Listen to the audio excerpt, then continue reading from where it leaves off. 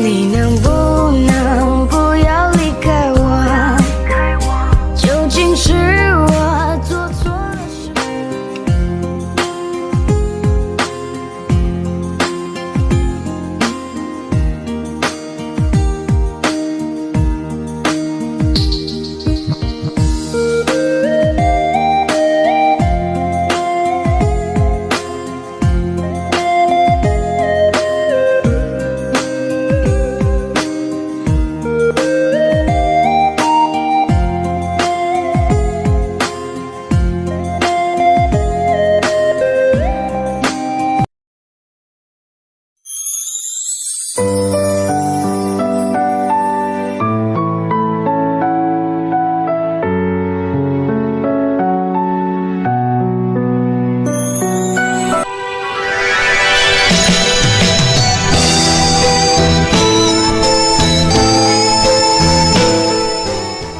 ？Bao ngày trong vắng đống đời giờ về thì không ai chờ, giọt buồn rơi xuống đưa tay giấu đi vội vàng.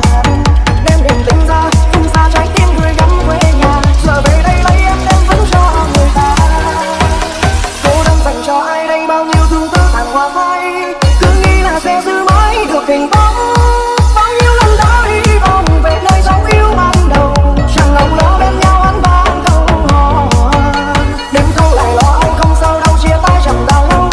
Phải chăng em đem tình yêu cho người khác, mời hai bên nước đục trong đời em sẽ vui nhiều không, hay là nước mắt ướt mi nâng tròng.